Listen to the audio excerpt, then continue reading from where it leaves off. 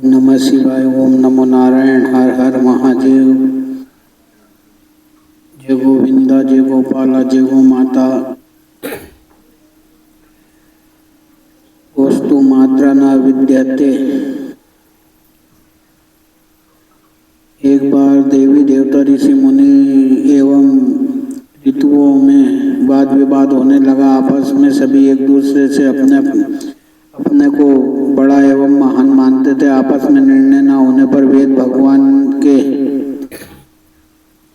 न्यायालय में सभी उपस्थित हुए। अपनी अपनी प्रतिष्ठा के अभिलाषी देवता आदि भगवान वेद के न्याय की प्रतीक्षा करने लगे। भगवान वेद के आदेश पर सभी ने अपना अपना मत प्रकट किया। किसी ने कहा मैंने अपने सत्य कर्तव्य से समाज को ऊपर उठाया। किसी ने कहा मैंने अपने कर्म से लोगों का उत्थान किया आदि। इस निर्णय देते हुए अथर्ववेद भगवान ने कहा कि संसार में केवल एक ही सबसे महान एवं श्रेष्ठ है। उसी को चाहे गाय का हो या ऋषि का हो या एक धाम या आशीर्वाद अथवा संसार में एक ऋतु या एक ही पूजनीय देव मानो, जो समाज का सर्व प्रकारेण उत्थानकारी है। वैदिक मंत्र में प्रश्न इस प्रकार है।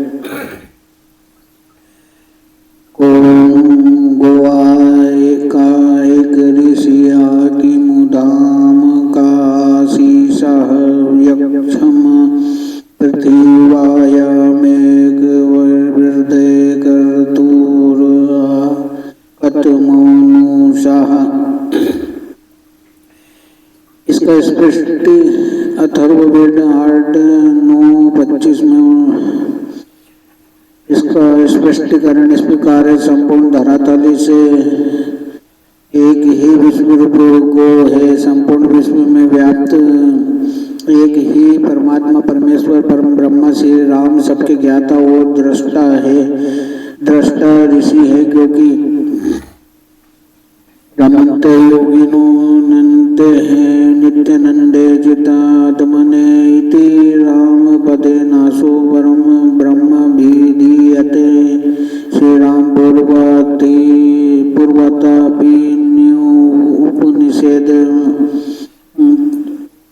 मम सब विश्व मिलकर एक ही धाम है, एक ही स्थान है। सबके लिए एक ही आशीर्वाद है, जो सबको कल्याण के लिए ही दिया जाता है। एक ही ऋतु है, वो है जो मानव में शुभ कर्म करने के लिए अखंड उत्साह रूप से रहती है। यथा एक गोरे कहा एक ऋषि रे गंधमेक दासी सा यक्षम पृथिव्यामेक वृद्धे कर्तूर नारती दिच्यते। अथर्ववेद 8:9-26 में स्वतंत्र रूप से वेद भगवान ने पंच परोपकारियों में श्रेष्ठ गाय को ही माना है। अर्थात गाय जीवों के हर पहलुओं में लाभकारी है। यथा चतुर्नर्मो अष्टकृत्यो भवाय दश कृत्वा पशुपते नमस्ते। तमेव पंच पशुओ विभक्त गवो स्वा पुरुषा जवया। अथर्व 11:2 हे पशुओं के स्वामी श्री राम जी, ऐसे पशुओं को उत्पन्न करने वाले देव आपको चारों पहर में साष्टांग एवं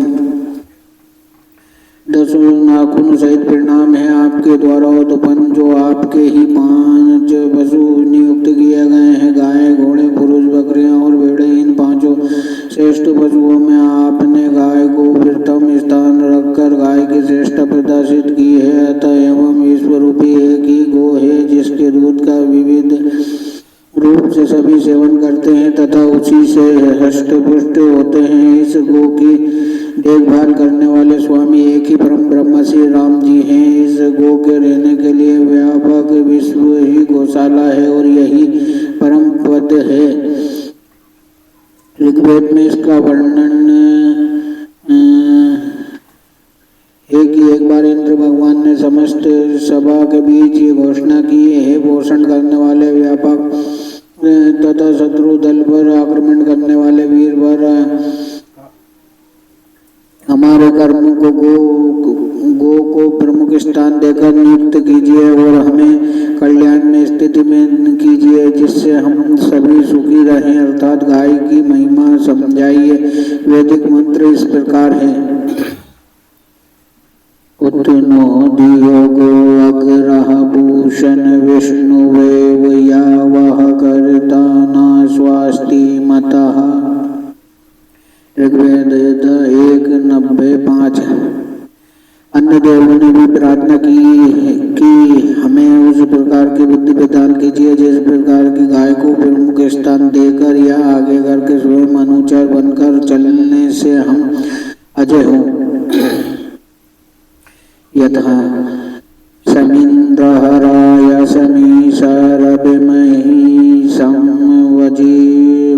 वाजेभिया पुरुषचन्द्रैर्भिया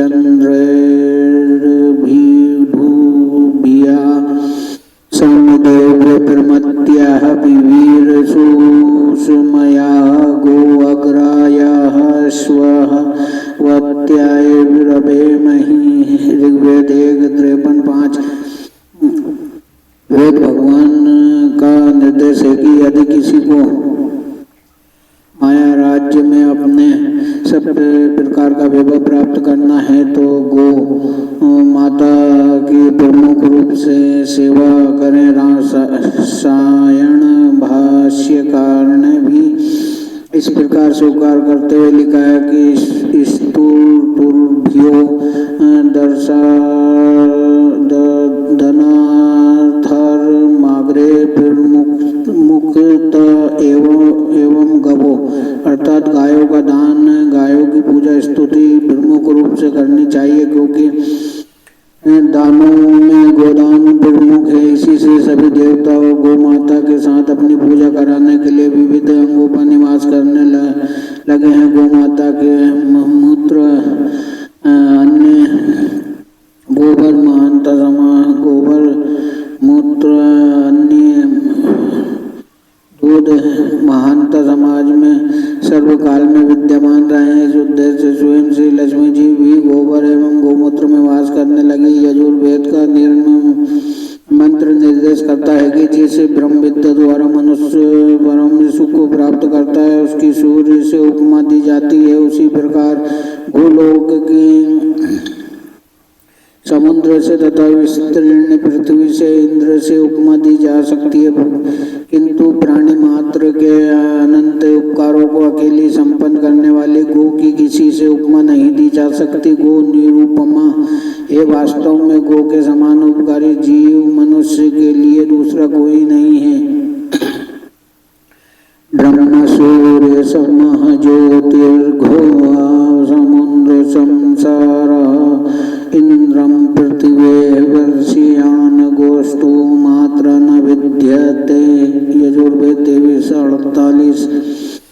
एवं अतएव मानवों को गौ माता की सेवा करने के लिए वेद भगवान का आदेश हुआ। जो व्यक्ति सब प्रकार से अपना कल्याण चाहता हो वह वेद भगवान के आदेश का पालन करे। अस्तु। ओम नमो नारायण। ओम नमः शिवाय। ओम नमः शिवाय। हर हर महादेव। जय गोविंद। जय गोपाल। जय गो माता। जय गौ माता। जय गौ माता।